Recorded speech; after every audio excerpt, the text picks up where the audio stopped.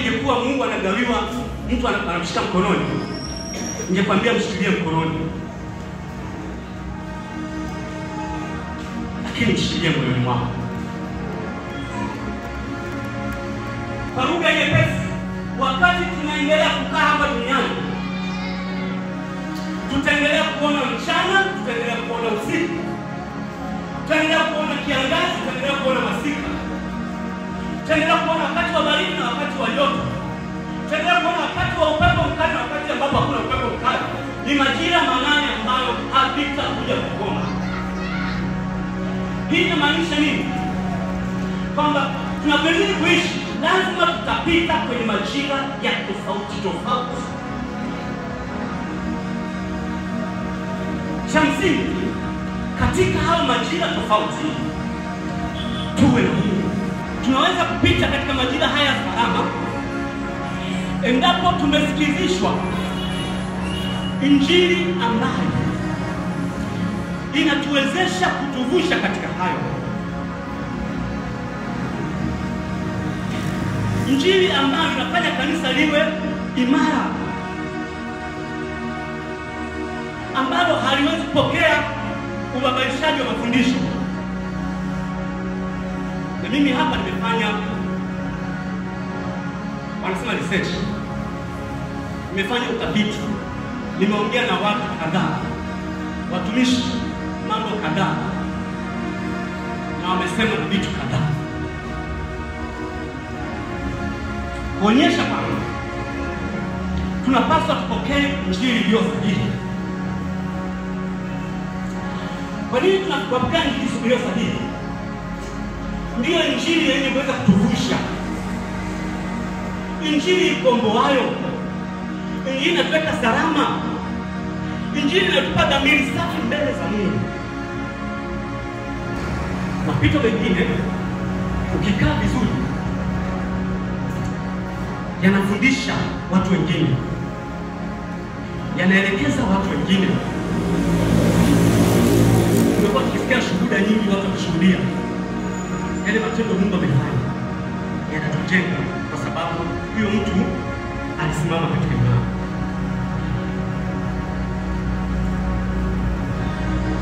Paulo akasema haya mateso yote ni ya muda tu ukilinganisha na utukufu ujao. Ni kwa sababu tunapita, tunachukua mariacha, tunachukua ndio maisha ya mwanadamu, lakini yanatakiwa yawe katika Mungu. Roho Mtakatifu ni wa muhimu sana. Yeye ndio anatuambia kwa hili pita huku, pita huku, sema hivi, sema hivi.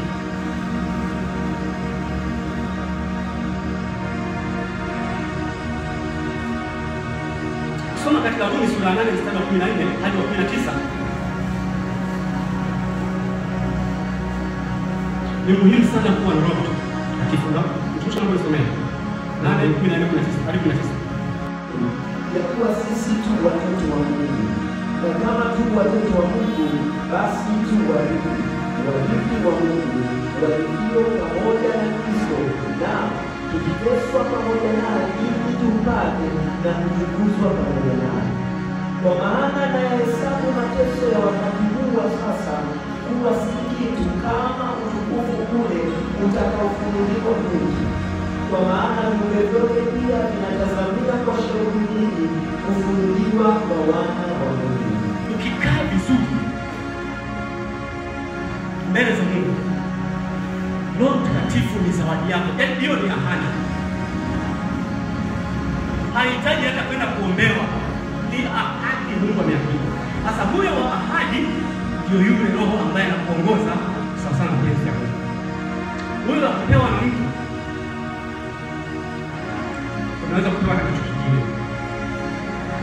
Niwewe kufundisha hapa, nafikiri kwa nini watu wanabarikiwa mikono. Nafikiri kuna mtu alielewa. Nini maana ya kubarikiwa mikono? Kubarikiwa mikono maana nini? Sababu sio somo langu. Acha niache hapa. Sasa kwa sababu sisi tu warithi pamoja na Kristo, naomba tuangalie sasa ule urithi. Ufunuo sura 21. Kisha nikaona mbingu mpya na nchi mpya, kwa maana mbingu za kwanza na nchi ya kwanza zimekwisha kupita, wala hapana bahari tena.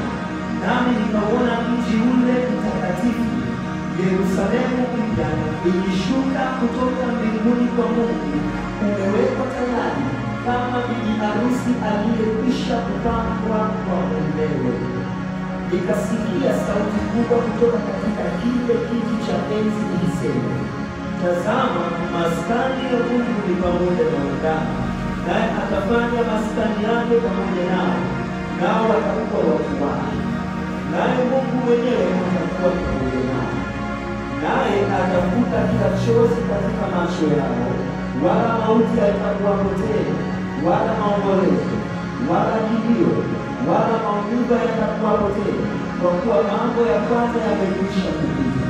Na yeye aketie juu ya kile kiti cha enzi akasema, tazama, nayafanya yote kuwa mapya. Akaniambia, amini na kweli. Akaniambia, imekwisha kuwa.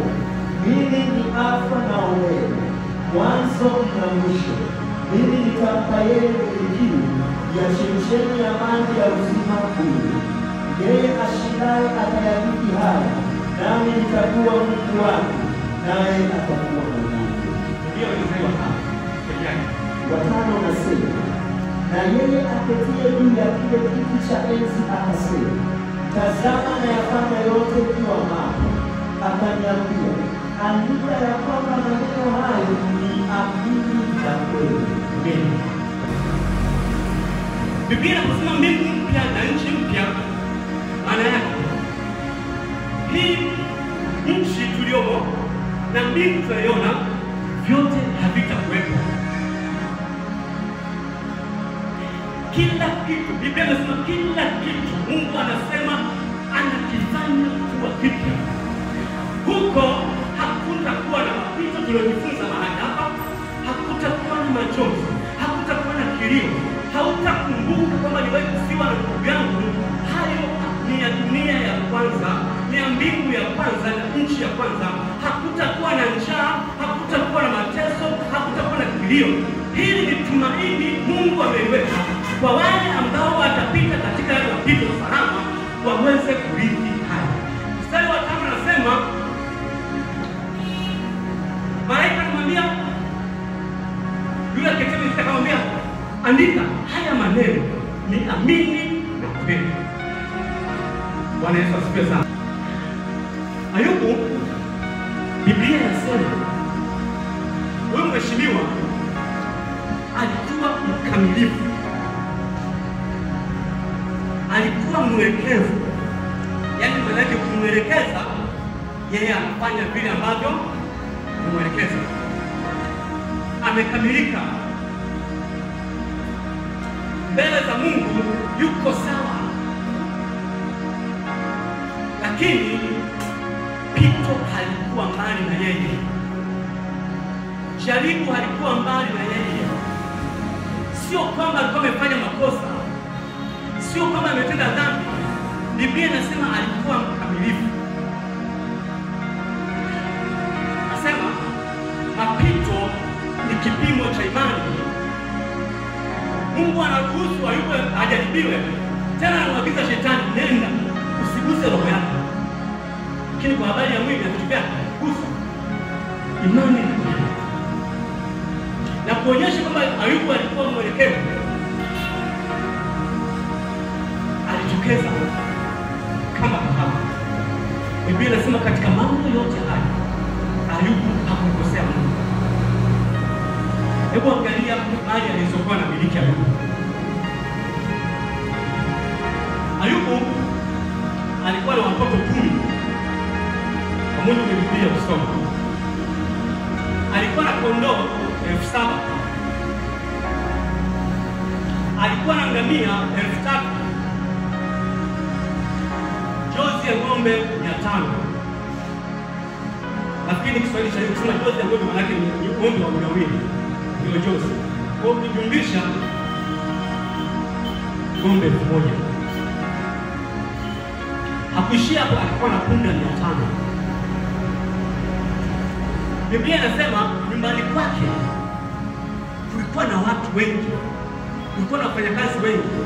Na kudhibitisha hivyo, kumbuka kila tukio lilikuwa linatokea, kuna mtu alikuwa anarudi nyumbani kumwambia mzee kwamba mimi peke yangu nimepona, mimi tu kuletea habari.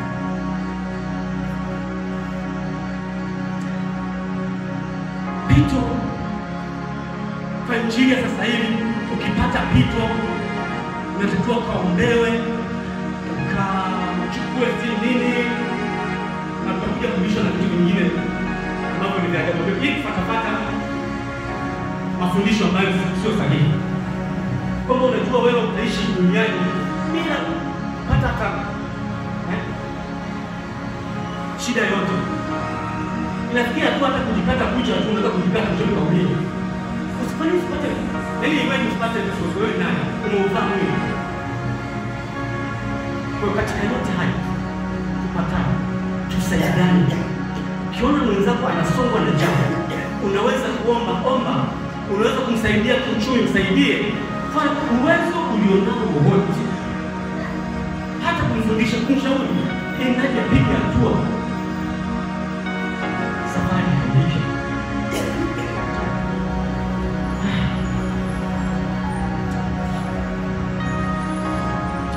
Ona kinachofanyika kwa Ayubu. Biblia inasema ng'ombe na punda walikuwa wakilima pamoja. Yaani ng'ombe na punda, ng'ombe wanalima hapa na punda wanalima hapa. Sema mara waseba wakatokea wakawaua wale watumishi, wakachukua na wale ng'ombe. Jamaa anasema mimi peke yangu nimepona, mimi tu kuletea habari. Kumbuka Ayubu naye ni mwanadamu, na kwa kawaida taarifa mbaya kuna tabia ya kuumiza. Taarifa mbaya ni hatari sana. Kitu kingine kinatokea, mtu mwingine anakuja sema pale kidogo moto umewatokeza kondoo na watumishi, mimi peke yangu nimepona, mimi tu kuletea habari. Anazidi kuongeza sumu kwa Ayubu. Taarifa nyingine inakuja, Wakaldayo wamekuja wamechukua ngamia na kuwaua watumishi, mimi peke yangu nimepona, na uchungu unaendelea mfululizo. Taarifa nyingine inakuja mbaya tena, mbaya. Yaani adui alikuwa analeta taarifa, anaongeza machungu. Sasa mara upepo umekuja, umebomoa ile nyumba iliyokuwa watoto wako wamekufa, mimi peke yangu nimepona. Yaani taarifa ya watoto wote wamekufa, watoto 10. Lakini Biblia inasema katika mambo hayo yote Ayubu amekosea. Kati ya wale watu wenye misuli ya imani wanaweza kusema Bwana alitoa, Bwana ametoa. Omba Mungu asikuache kwa kila kitu unapitia. Hata kama anakasirika, akasirika katika kukuonya tu, asikuache. Hii sentensi naipenda sana. Musa akamwambia Mungu, kumbuka ulisema mimi nimepata kibali machoni pako. Na kumbuka ulisema hili ni taifa lako. Na ni kweli Mungu alisema ni taifa lako. Akamwambia okay, uso wangu utaenda pamoja nao. Musa akamwambia uso wako usipoenda pamoja nao, usitutoe mbali. Bwana Yesu asifiwe.